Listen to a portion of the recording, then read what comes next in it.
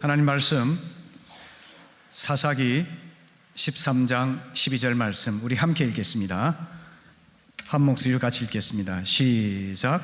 만화가 이르되 이제 당신의 말씀대로 되기를 원하나이다.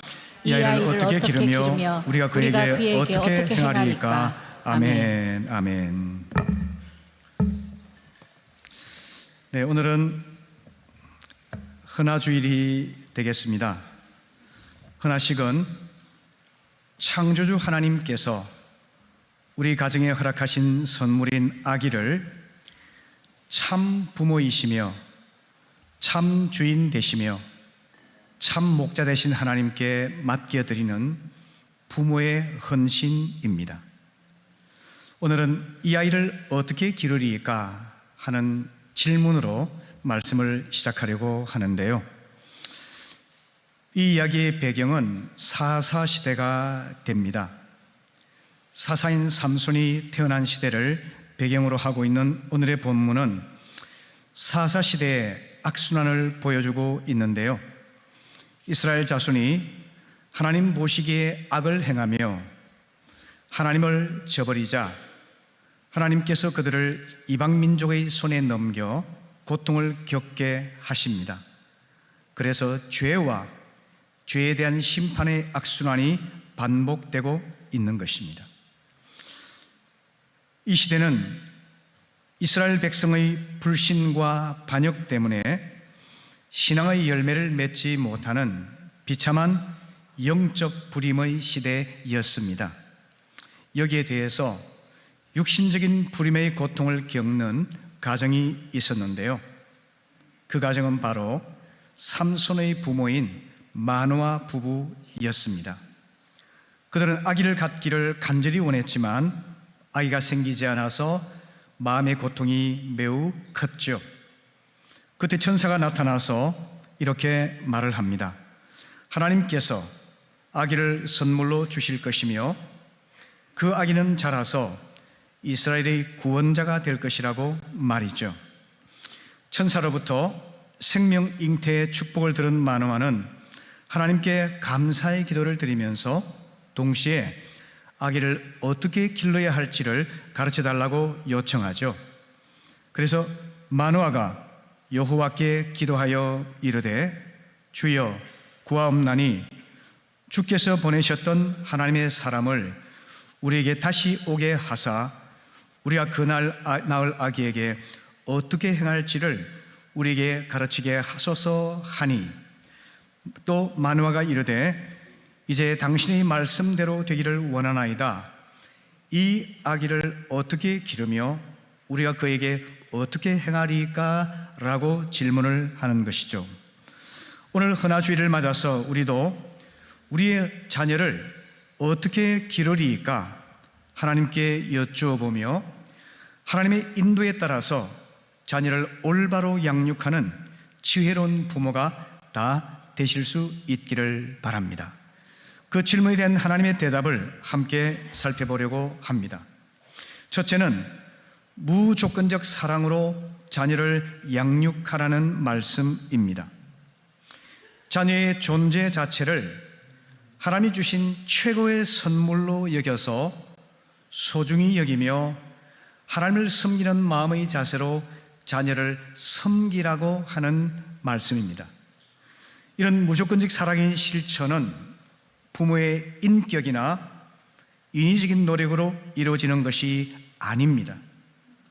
오직 부모 자신이 하나님께서 베풀어 주신 무조건적 사랑을 깨닫고 경험할 때 비로소 나타낼 수 있는 것입니다.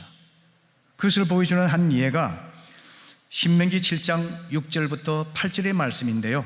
우리 함께 읽어보실까요? 자, 시작. 너는 여호와 내 하나님의 성민이라.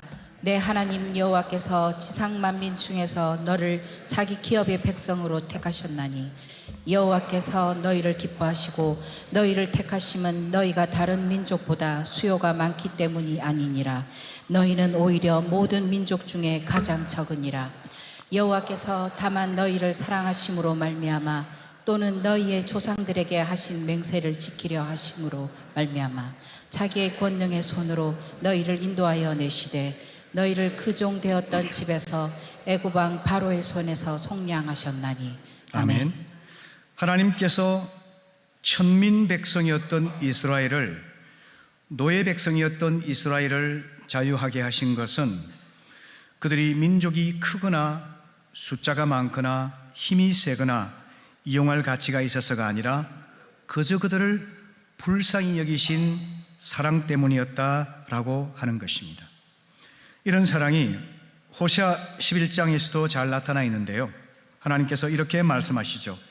늘 하나님을 배신하고 반역하고 우상 숭배에 빠져들어갔던 이스라엘을 향해서 하나님께서는 한편으로는 실망하시고 분노를 느끼시고 그들을 파멸시키고자 하는 마음을 품으셨지만 하나님의 사랑의 성품 때문에 그러지 못하셨던 거죠.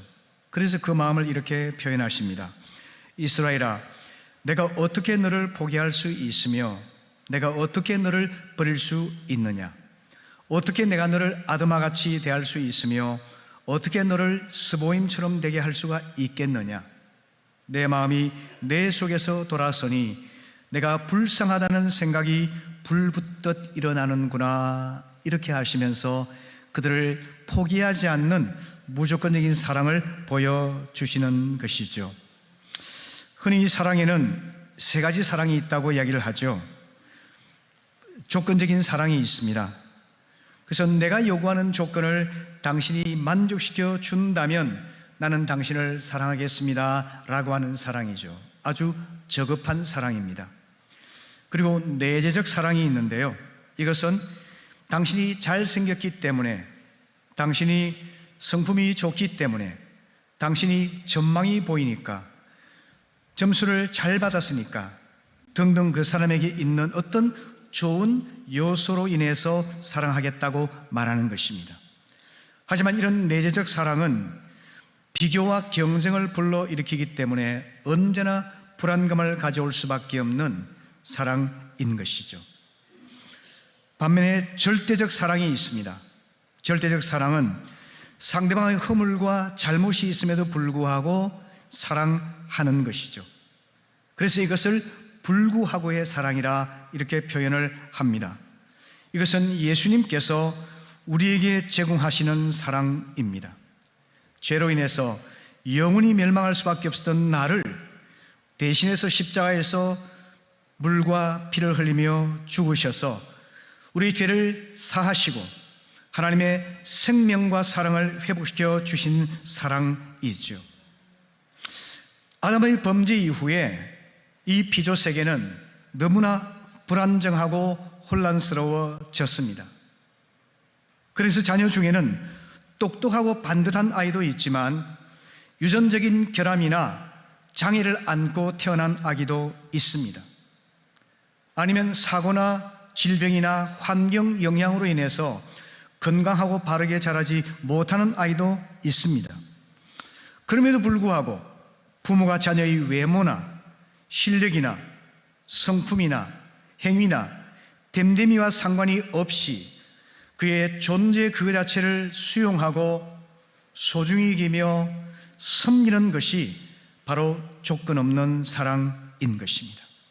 하나님의 사랑을 닮은 조건 없는 사랑이 자녀에게 주어질 때 그때 우리 자녀는 아름답고 건강하게 자랄 수가 있는 것입니다.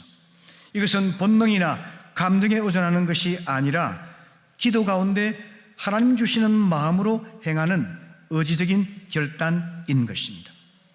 부모 자녀의 인격적인 신뢰관계는 이런 조건 없는 사랑으로 인해서 세워지고 더 깊어질 수가 있는 것입니다. 그런데 여러분, 자녀가 부모의 무조건적 사랑을 받지 못했다고 느끼게 될 때 그 자녀는 사랑을 조건적인 것이라고 믿게 됩니다. 그리고 마음에 상처를 갖게 되죠. 상처에 대한 보상 심리로 잘못된 행동을 하기를 시작합니다. 그래서 부모 대신 다른 사람, 친구라든지 영향을 미치는 다른 사람들 또는 다른 것들, 술, 담배, 마약, 그리고 폭력과 음란한 행위들, 이런 것들을 통해서 그 사랑을 보상받고자 하지요. 그 결과로 인해서 파괴적인 관계에 빠져들어가게 되고 일탈하게 되고 그 인생이 불행한 삶의 연속이 될 수가 있는 것입니다.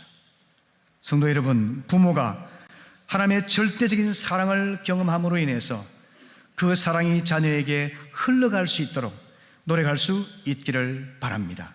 그럴 때 우리 자녀가 건강하게 자라게 되고 혹시 위기 속에 있다 할지라도 그 자녀를 일으켜 세울 수 있게 되는 것입니다. 두 번째는 권위의 순종을 가르쳐야 합니다. 인간의 성품 발달의 단계가 있습니다. 그래서 그 시기에 알맞게 훈련되고 양육되지 않으면 건강하고 올바르게 자랄 수가 없는 것입니다. 그런데 학자들은 이렇게 말합니다. 아기 인생의 첫 7년 동안 그의 지적인, 인격적인 역량의 80%가 결정된다고 합니다. 그래서 유아기의 훈련이 너무나 중요하다는 거죠. 인격 성장의 단계가 있는데요, 권위와 순종의 단계가 있습니다.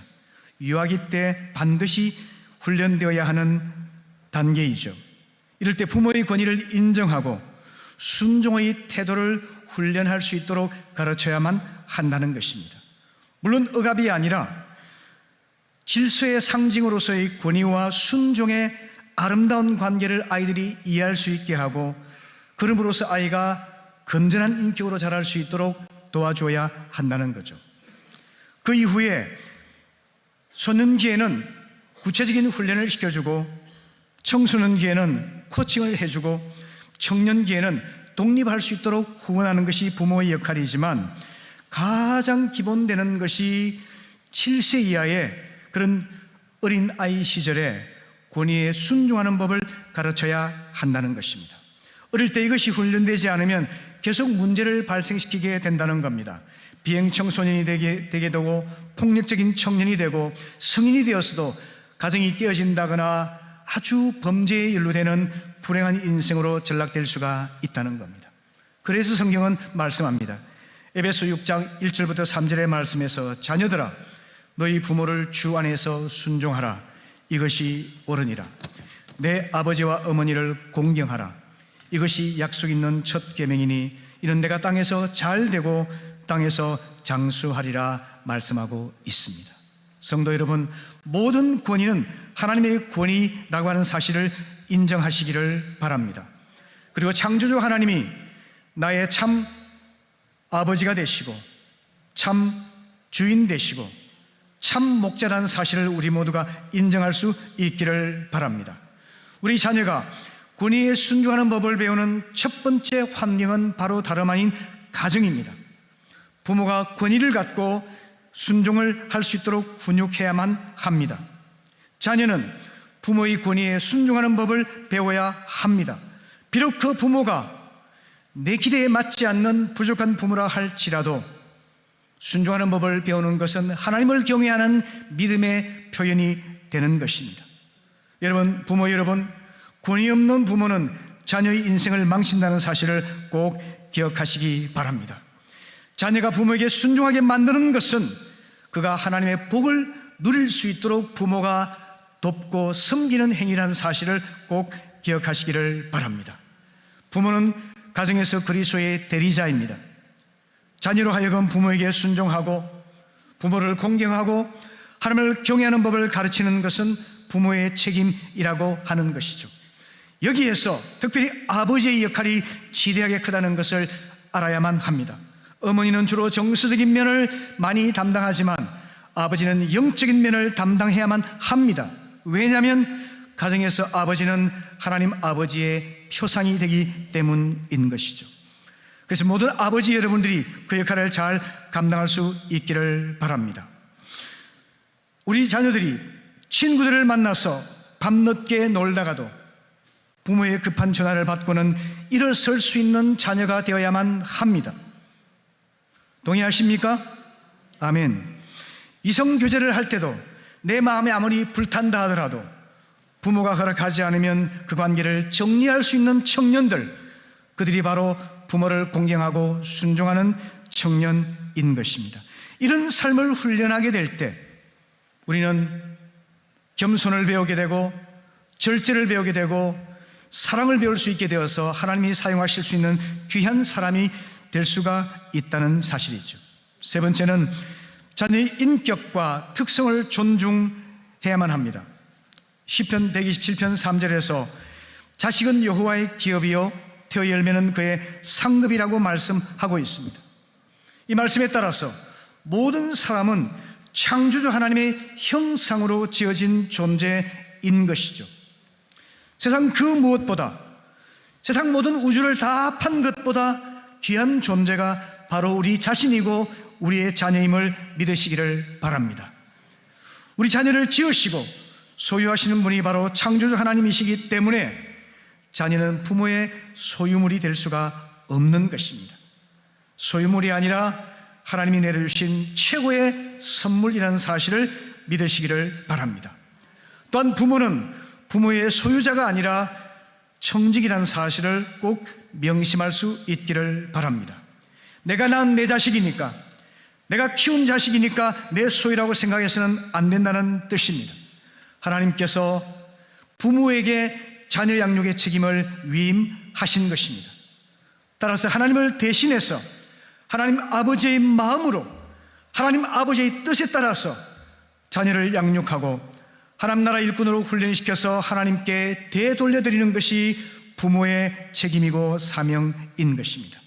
그러므로 부모 여러분, 그릇된 주인의식을 버리고 겸손하게 섬기는 청지기 의식으로 자녀를 양육할 수 있기를 바랍니다.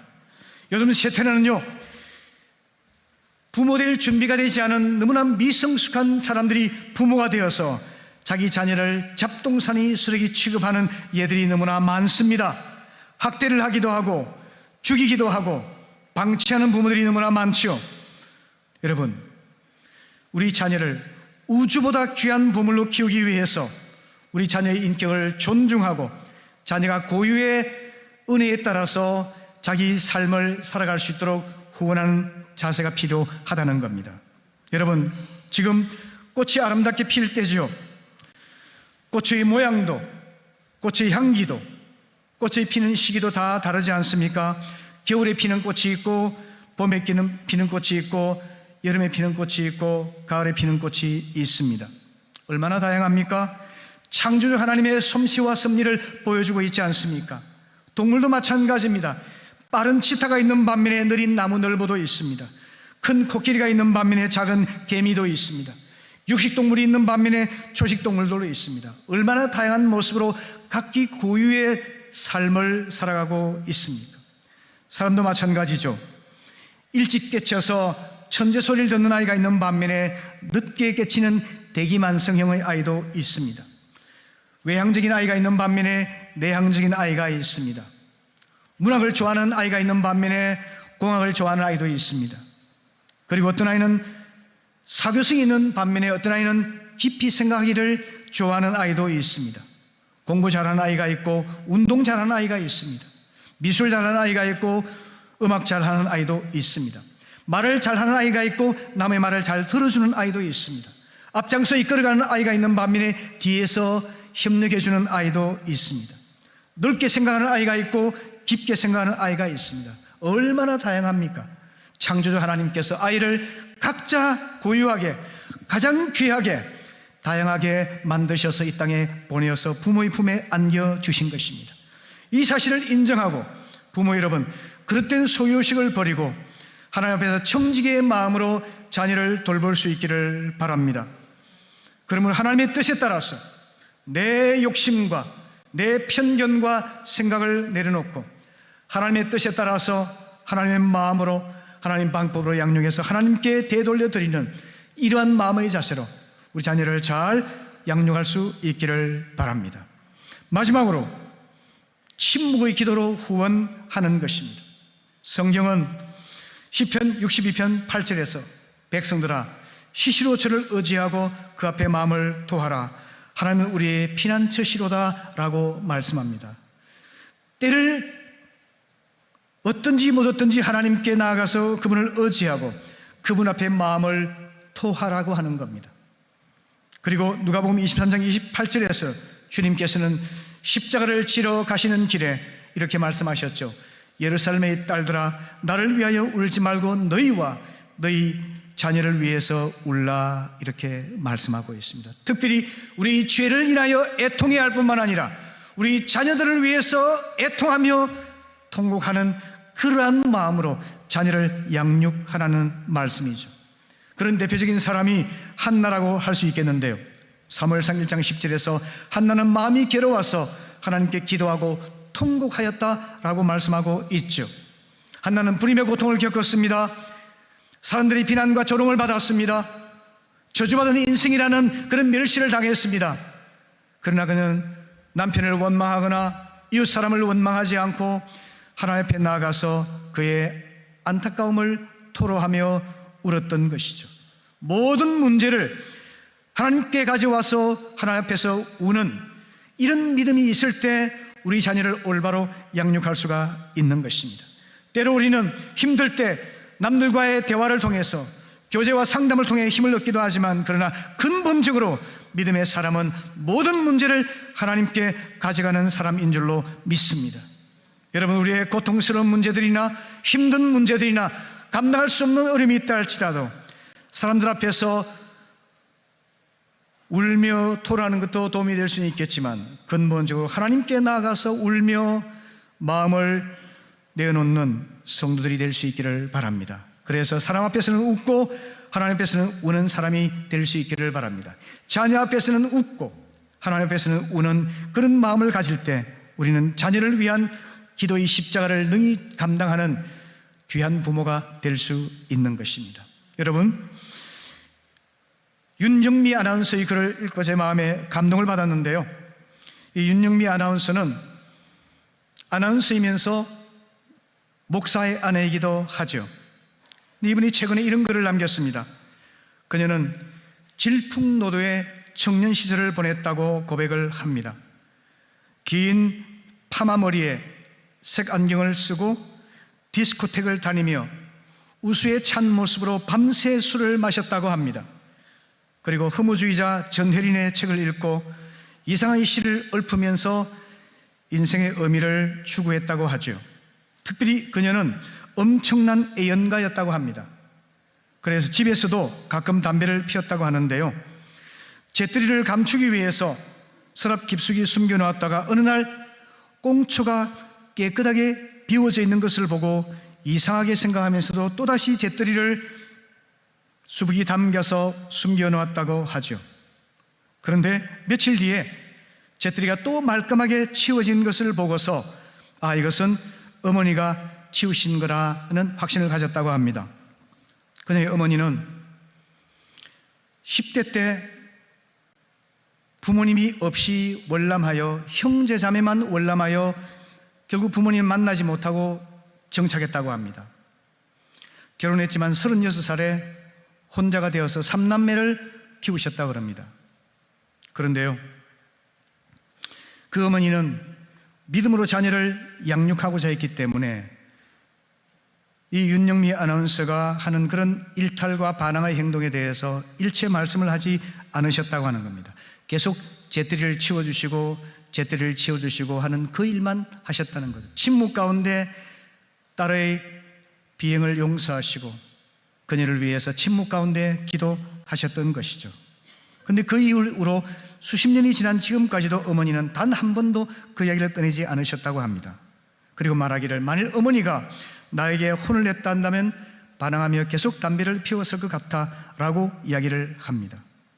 그러면서 딸의 콩초를 계속 치워주시는 어머니의 마음이 어땠을까 생각을 하니까 더 이상 담배를 피울 수가 없었고 침묵의 용서가 더 무서웠더라 하면서 그녀가 그 삶을 청산하고 믿음 생활을 잘 하게 되었고, 그리고 마침내는 아나운서로서 명성을 날리고 또 목사의 아내로서 귀한 사역을 감당하고 있는 것이죠. 어머니의 침묵의 기도가 사람 앞에서는 웃고 하나님 앞에서는 우는 그러한 기도가 우리 자녀를 살릴 수가 있다는 말씀이죠. 오늘 좀 다소 짧은 설교 말씀을 마무리하려고 하는데요, 제게는 큰 마음의 감동을 주는 그런 노래가 있는데요. 요기베스의 노래라고 하는 그 곡입니다. 저는 이 곡을 들을 때마다 왠지 눈물이 멈추지 않는 경험을 합니다. 여러분이 아시는 것처럼 이 노래의 배경은 남자아이가 태어나면 모두 죽이라고 했던 바로의 그런 명령이 있었죠. 근데 요게벳은 바로의 칼날을 피해서 어린아이를 감추어 두다가 더 이상 감출 수가 없어서 이제 아이를 갈대상자에 담아서 나일강에 띄우면서 이렇게 기도하며 노래하죠. 이 아기의 참 부모이시고 참 주인이신 하나님, 이 아이의 생명을 보호하시고 지켜주십시오 라고 하는 거죠. 그런 그 내용을 담고서 이 노래가 있는데요. 근데 제가 어제 이 노래를 여러 번 반복해 듣는 가운데 댓글을 보게 되었습니다. 놀랍게도요, 이 노래 댓글을 처음 다신 분이 너무 놀라운 글을 남기셨어요. 제가 그 내용을 읽어드리겠습니다. 고아원에서 자란 저는 이제 엄마가 됐네요. 얼마 전 기본 증명서를 떼면서 저의 출생신고가 고아원에 보내기 전날 이루어진 것을 알게 되었네요. 저를 버리기 위한 출생신고였지요. 한 번 더 마음이 무너졌지만 저의 친정 부모님은 하나님이심을 다시 한번 깨닫게 되었네요. 저는 그렇게 자랐지만 내 아이는 내 품에서 키울 수 있게 해주신 하나님께 너무나도 감사하며 이 아이는 내 것이 아니라 하나님의 것임을 고백합니다. 그리고 하나님께서 이 아이를 나와 함께 키워주실 것을 그렇게 믿습니다. 저에게는 누구보다 든든한 친정이 있습니다. 이런 짧은 댓글을 남기셨어요.